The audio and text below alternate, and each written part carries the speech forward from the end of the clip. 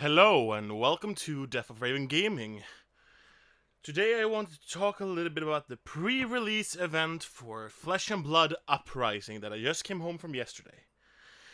At my pre-release event we were 8 people because it was kind of spontaneous because there was some delivery problems. So we had to do it the Monday after the pre-release weekend.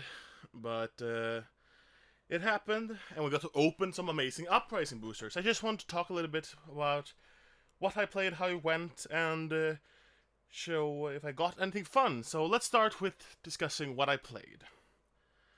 I decided to play the new illusionist hero Dromai, because I didn't pull that many good blue spells and stuff, non-attack actions for to be able to play Islander, and I didn't pull that many red draconic ninja cards. So it was very difficult to play red 5 cards, and all of a sudden I just dealt one that came in for 1 all the time. So I decided to go Dromai. And I went 3-0 this event. I played against 2 Fi, and I also faced 1 Dromai. And so I won the entire thing. I came number 1. So I'm just going to go through a little bit what I played. So for equipment, I of course had her Storm of Sandikai weapon, which is her token weapon. Then I had Helios Miter, which is the card you get as this the promo we get. They can always use. I used Sash of Sandikai, which is the draconic equipment, chest equipment. I used Silken Form. And I use Quelling Slippers. Because that's what I got. That's the only equipment I could use for her. So let's just go in a little bit to see what I played. Because this is not the fun part. Let's see what I played for cards. So red, I got some really good cards. A lot of red cards, which is necessary in her, I believe. So I got a sand cover to be able to prevent some damage with ward. I got a dust up to create ash and transform ash into Aether Ashwings. I got a skittering sand to get some Ashwing buffs. Then I were lucky enough to pull an Ember Maw Cinepai that can deal 8 damage, which was really nice. I also, on top of that, got Rake the Embers, which is a really good card. This is probably, if you're doing a sealed or draft and want to play Dromai, I think Rake the Embers, which a little bit of setup can create, not even that much setup. You need 1 Ash tokens before you play it, and then you just pitch a red to it and then play it. You're gonna get 3 Aether Ashwings. That one won me one of the games, the last one. That one solely won because I had 1 Aether Ashwing out. He had 1 health left. I had like 1 health left. I was able to play that, summon 3 more. It was a 5. And he had used all his Quell and stuff, so he had to block with his entire hand every turn. Just blocked Aether Ashwing so he didn't die. So that one won me a game. Like 100% just Rake the Embers. We both discussed it and we both agreed that that was the card that won it for me. I only pulled 2 Invoke spells. Invoke Uvia, which was nice. Not that this specific deck gets that much Ash. I mean, except pitching, so her effect didn't happen that much, but it was nice to have a 1/6 to be able to attack with.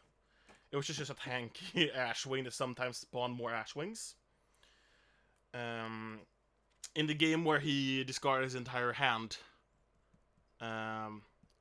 with this one every turn, I won by playing an Invoke Uvia, which got me Uvia and another Ashwing, which meant I hit him for 6 once, and you could only defend 4 of them. I also got Invoke Vinserakai, the 6/1. That one won me my game against Dromai, because my opponent sadly forgot to kill it with one of his own Ashwings, which meant I could hit hard back and won the game. Then I was lucky enough, I really like this card by the way, I was lucky enough to pull 2 Transmogrify. Transmogrify, yes. 1 foil, 1 non-foil, to both red. And, yeah. I was really happy that I pulled them. They won me the first game. And, did literally every game. They were great. I have a fun story about from the last game with that one. But the first game, I got them 2 turns in a row, and just destroyed my opponent. So that's all the Draconic Illusionist and Illusionist cards I got. Then I actually decided to put in 3 Phoenix Flames into the deck, including my promo. It was just it was nice to have a more red pitch. I needed more red pitch. They also cost 0. So if I had to, I could very easily get to go again on all my dragons with it. Or just finish, get some extra damage after some dragons. It was really, really good in this deck. It helped me a lot. The last game, when I faced a Fi, he did a big turn where he got, I think, 2 Phoenix Flames on me, or even 3. And it was huge. I got, like, down very low. And I told him that that's gonna come back and haunt you next turn. And next turn I played a Transmogrify into a Phoenix Flame. So I hit back for a Phoenix Flame with base 8. And Phantasm. So we both thought it was very, very funny and super funny that happened. Then I had pull 4 Draconic Action, which 2 of them really worked great with me having 3 Phoenix Flames. For example, Flame Call Awakening that lets me get a Phoenix Flame. I played it once and it worked really, really well. I also were lucky enough to pull a Burn Away, which also really works well with having Phoenix Flames. Those 2 did wonders for me. I also got a Breaking Point if I ever got... I had more focus on doing big attacks with this deck than Summon Dragons. But if I ever got a lot of dragons, the Breaking Point would do a lot. And same with a Searing Touch. I know there was one turn where my opponent had 2 health. My second against Dromai. He had 2 health left, I had 6 health left, and I had a hand where I could use Searing Touch and get the Rapture effect and would 100% win me the game. But sadly, he did exactly 6 damage. I had to block with cards in my hand, and all of a sudden I couldn't do it. But it was still really, really fun to see that. That's a very, very fun card. Then we go to generic cards in red, and I pulled 2 red Scar for a Scar, where I just very often just took some damage on their turn just to get lower health, which lets me play Scar for a Scar and get go again, and then have go again on all my dragons. I think Scar for a Scar is fantastic if you're doing limited Dromai, if you can get some red ones. Specifically red ones, I don't think the other ones are good, but the red one is. And then we come to a card that I put in just to have more reds in my deck.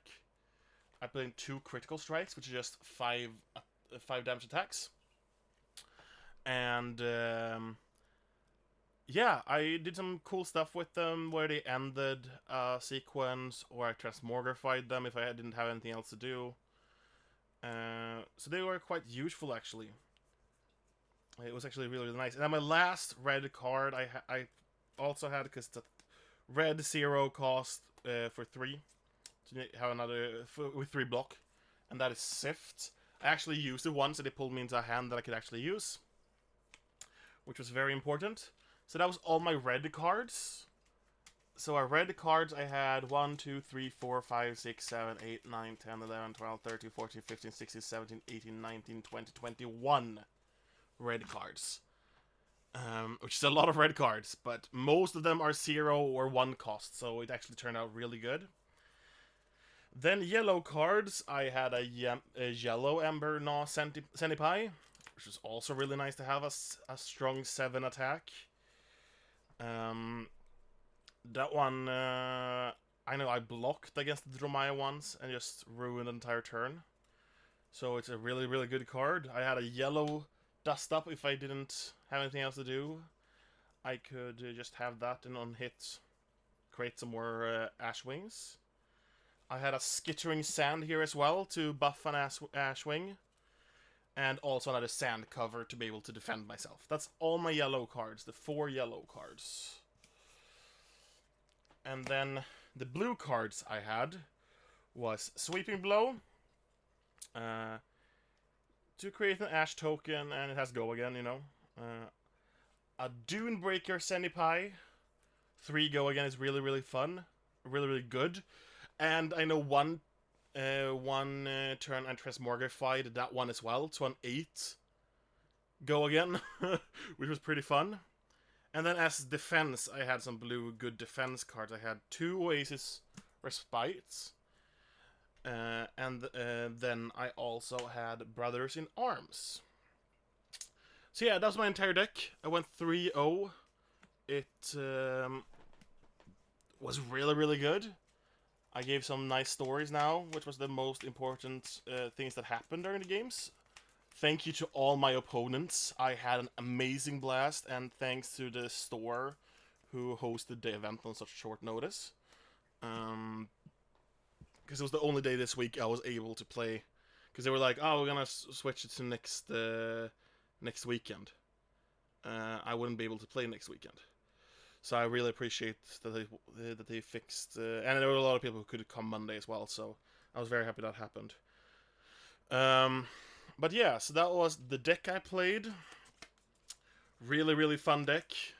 Had an amazing time as the Romai. It's probably going to be one of the characters I play in CC next. And then for some fun cards I got, during the sealed, I got an Encase, an Encase, a Majestic Wizard. But that wasn't enough to play his lander for me. During the sealed as well, I know we opened 3 legendaries. We opened the new Wizard chest piece in Cold Foil, the Tiger Stripe something, the Arms for Ninja in Rainbow Foil, and also the new Draconic Furnace chest piece in Rainbow Foil. But no Marvels or Fables.